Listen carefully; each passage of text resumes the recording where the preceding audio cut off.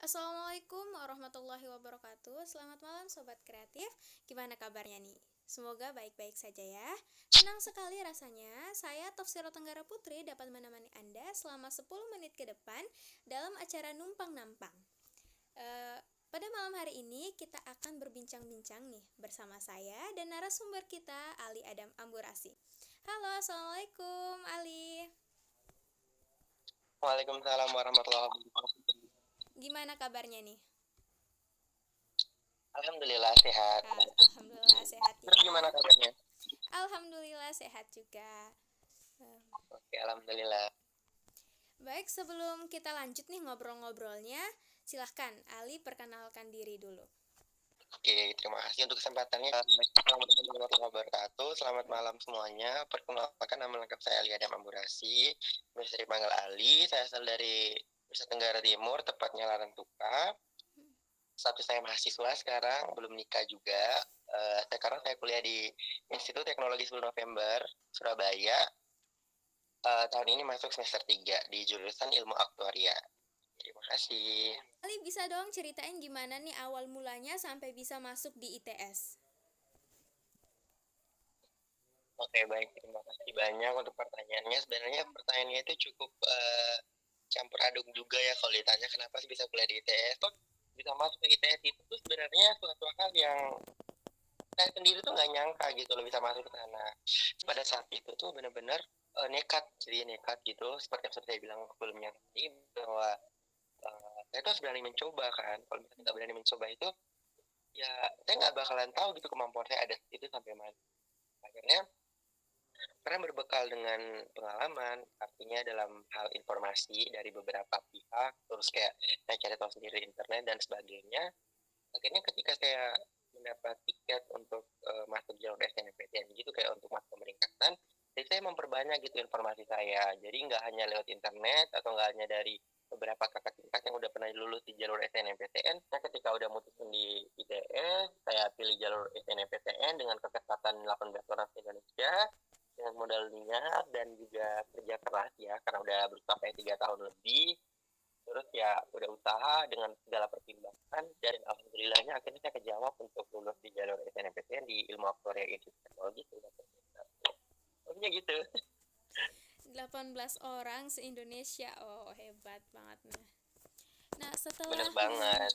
setelah menempuh 3 semester di ITS nih, menurut Ali, apa perbedaan sistem pendidikan di daerah Jawa terutama dan di daerah NTT? Terus apa nih yang harus kita perbaiki gitu? Oke, sebenarnya pertanyaannya bagus banget ya. Perbedaan sistem pendidikan di Jawa sama di kita tuh apa? Terus apa sih yang perlu kita perbaiki? Oke. Nah, jadi mungkin perbedaannya itu yang pertama dari segi akademik gitu loh. Jadi itu kan bagi kita kan 90 itu kan tertinggi. Tidak bagi Jawa dong. Jawa itu mereka justru 90 itu terendah, tertingginya 100. Dan nggak main-main ketika dimasukkan ke raport itu tuh ya terhapus gitu loh. Sedangkan kita di NTT itu kan ya tertinggi di raport itu yang mentok senang. Jadi mungkin segi perbedaan yang pertama tadi kan dari segi akademik ya. Jadi mereka itu tuh lebih ditekankan ke apa sih yang harus mereka kembangkan selama mereka sekolah 3 tahun di SMA gitu.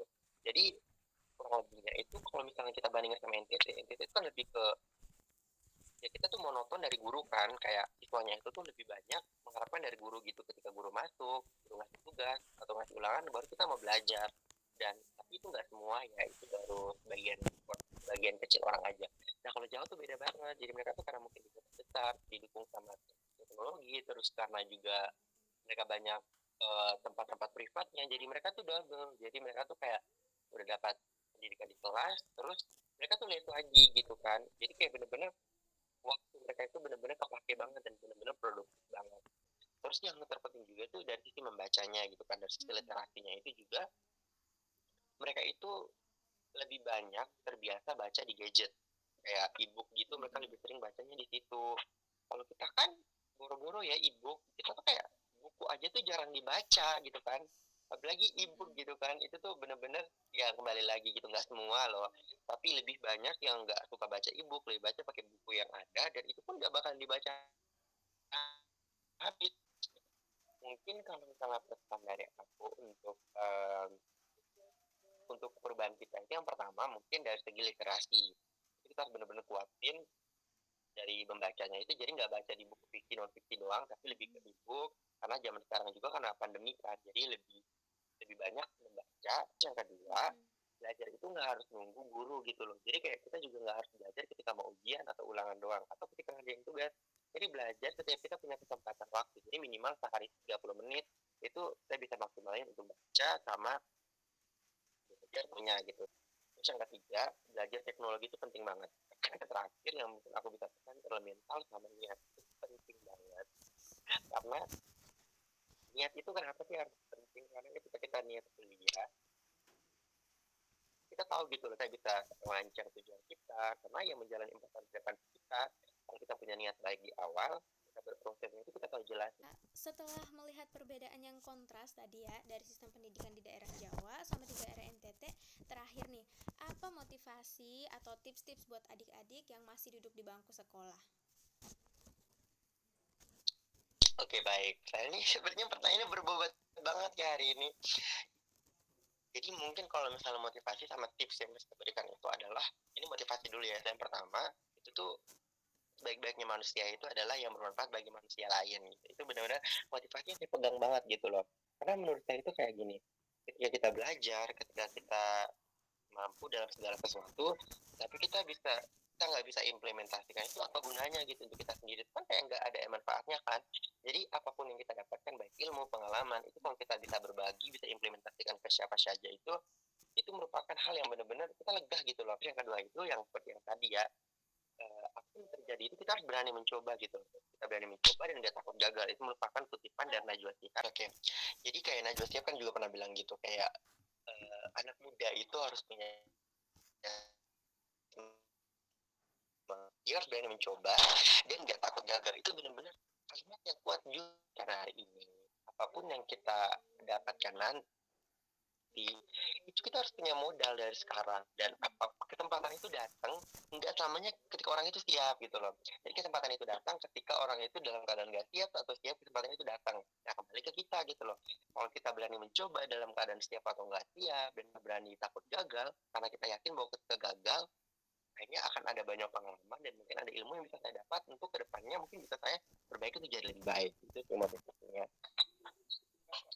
Oke, jadi 3 tipsnya itu yang sederhana aja. Yang pertama, terus upgrade skill kamu selama kamu ada di SMA. Jadi selama kamu di SMA itu kamu harus banyak belajar dengan cara kamu menjelaskan tujuan kamu belajar apa, sebutkan visi misi kamu untuk 3 tahun kamu selama di SMA itu apa aja gitu. Misalnya kalau kamu tujuan belajar di SMA itu untuk kuliah atau untuk kerja, kamu bisa menjelaskan dari sekarang agar kamu tuh punya motivasi untuk ke sekolah itu dan punya gambaran ke depannya kamu pengen jadi apa. Terus yang kedua, berbanyak informasi gitu kan. Informasi itu tuh tujuannya apa, biar ketika kamu tamat kamu tuh punya arah gitu kan. Jadi informasinya itu dengan cara kamu harus membangun relasi dengan siapa saja, mungkin dari orang yang udah punya pengalaman atau belum punya pengalaman, yang mungkin bisa membantu kamu, bisa mendorong kamu untuk menggapai tujuan kamu ke depannya. Terus yang ketiga mungkin tipsnya adalah jangan pernah takut untuk belajar hal baru, apapun itu, baik akademik non akademik, yang selama itu positif buat kamu atau yang selama itu bisa membuat kamu menjadi yang lebih baik, ya harus diusahakan dan harus konsisten gitu loh. Dan yang paling penting dan terpenting dari semua tips adalah jangan lupa berdoa, jangan lupa sabar, dan jangan lupa untuk kerja keras, karena semua yang baik hari esok itu ya tergantung dari usaha kita dan kerja keras kita hari ini. Jadi, terima kasih. Wah, sangat memotivasi dan menarik sekali perbincangan kita pada malam hari ini. Terima kasih buat Ali yang sudah nyempetin waktu untuk ngobrol-ngobrol bareng kita. Sampai di sini saya menemani sahabat kreatif. Makasih banget buat kamu yang sudah dengerin. Dan sobat kreatif, jangan lupa untuk selalu mematuhi protokol kesehatan, menjaga jarak, menghindari kerumunan, dan memakai masker. Saya, Tafsiro Tenggara Putri, pamit undur diri. Selamat malam. Wassalamualaikum warahmatullahi wabarakatuh.